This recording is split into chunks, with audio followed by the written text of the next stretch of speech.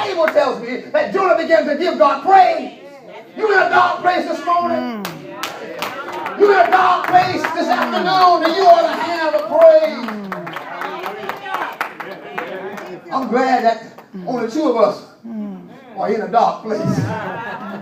Yeah, I know you got it going on, everything working for you, but if things are not quite meeting, ends are not quite meeting, you may be in a dark place. Maybe you've been praying. Watch this. You may have been praying and asking God for something. It has not quite come to fruition. You're still waiting. That's still a dark place. You might have your bills paid. You might have some gas in your vehicle. But if you've been praying to God, asking God for something, it has not happened just yet. That means you're in a... I should have gotten more than two people right there, but you're in a dark place. And if you're in a dark place, the way out of the dark place is to give God. Let me stick with my outline, trying to make you happy. He knows what you're up against, and he knows what you're going through. The Bible says he himself has suffered, and he's able to help. One writer says, he's a very present help in a time of trouble. See, you can't know what kind of help he has to offer till you get in trouble. One writer says he's a very present help in the time of trouble. And another place God says, call upon me in the day of trouble and I will deliver you. But this requires holding on to his teaching.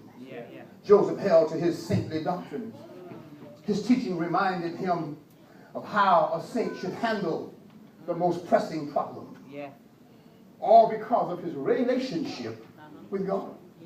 Saintly doctrines. Joseph held to his saintly doctrines. This brings me to my second point. I'm almost done. Write this in your notes. He was sympathetic to others. Sympathetic to others. Sometimes, this is not in my outline, let me say, sometimes part of our problem is we can't see past our own noses. And so we don't know how, watch this, here's the problem. We don't know, nor do we recognize how blessed we really are. Because we're too busy looking at what we haven't gotten because of greed. That we can't see that God has already blessed us. And so we're so busy looking at self that we can't see just apart from us. There's someone in a worse problem than you are. And so what happens is we fail to become sympathetic to others. But the Bible says, then verse 19, part B of the verse, then Joseph, not willing to make her a public example, was minded to put her away privately. Joseph, although he was hurting, he was sympathetic to Mary in this situation. In their culture, if Joseph goes through with the divorce and states the reason for the divorce, it would not be good for Mary. He did not want to hurt her. He just wanted out. According to Jewish civil law, Joseph had every right to divorce her, and the Jewish authorities could have had her stoned to death. Their law said, in Deuteronomy 22, 23 through 24, reading from the NIV version of the Bible, if a man happens to meet in a town a virgin pledged to be married, and he sleeps with her, you shall take both of them to the gate of that town and stone them to death. The girl, because she was in town and did not scream for help. The man, because he violated another man's wife. You must purge this evil down here from you.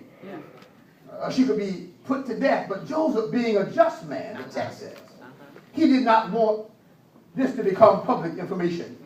Being sympathetic to her situation, he thought that he would give her a private divorce. I need to say something like that.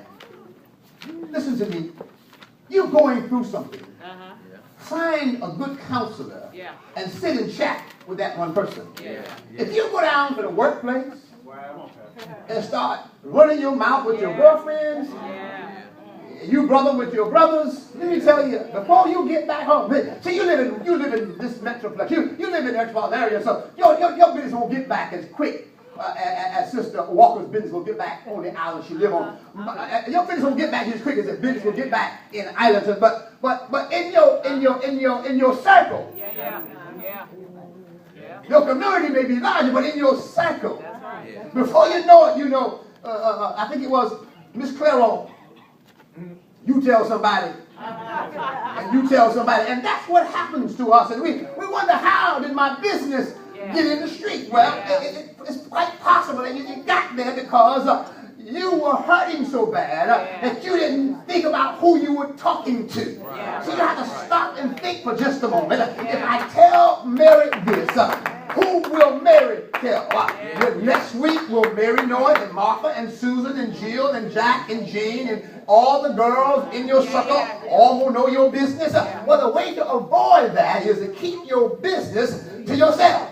You and hubby having a problem, find you a good counselor. Somebody first and foremost who know the Lord, that whatever you share with them is going to go to the grave with them, not any chatty person just because they got on a backwards collar or a tie on. But I found some preachers who will tell everything they know, so I'm cautious about who I talk to.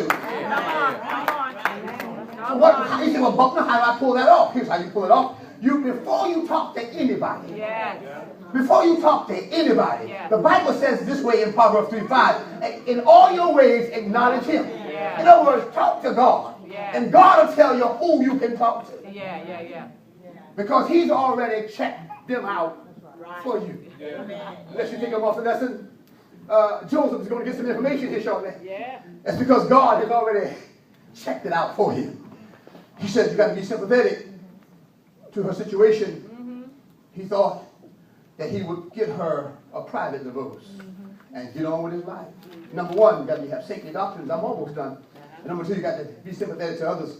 But then number three, all of them are important, but this one is important. Sensitive to the things of God.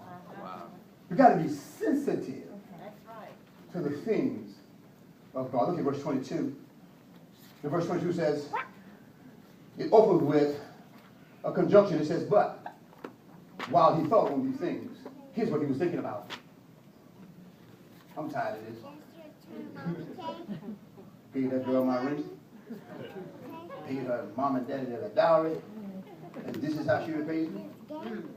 No, I love the Lord. But Lord, this is tough. Take care.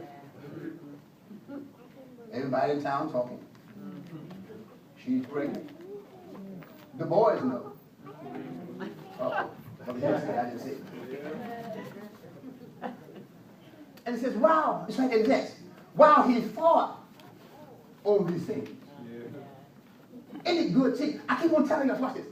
The Bible says, in Hebrews chapter 4, verse number 12, that the word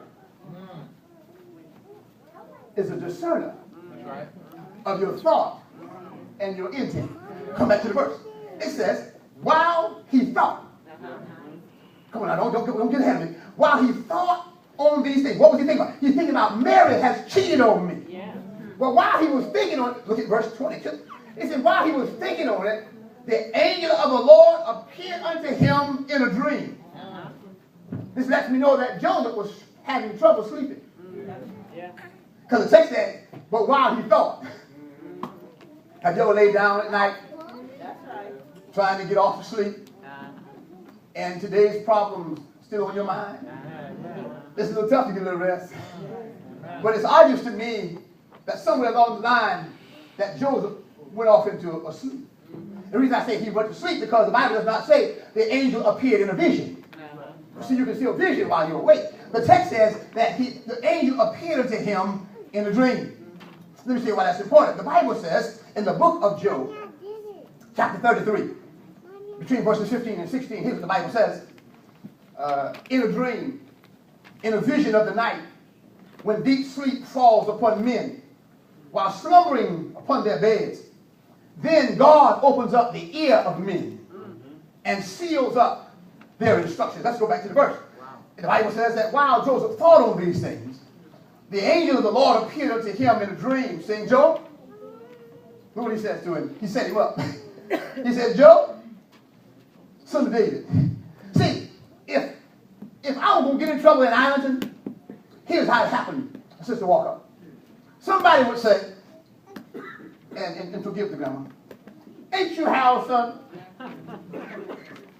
And especially if I've done something I had no business doing now. That's what they hit you with. It's not aren't you. Now, okay. Country folks smart, but they didn't use aren't. They just, ain't you how, son? Ain't you how the name, son? You know what that meant, right? That meant before I got back home. Yeah, whatever I had done. Well, they didn't have cell phones.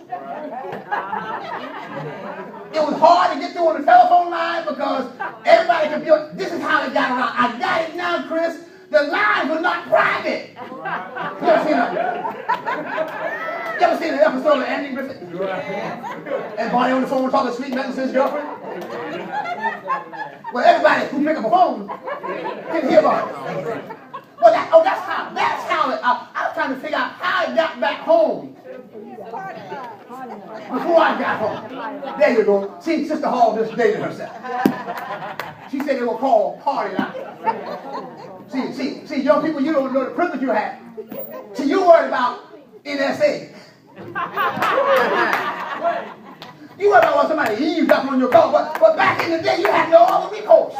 If you wanted to use the phone, just know that if I was talking to Avis, that Bob across the street and Sally on the other side of the street could listen in.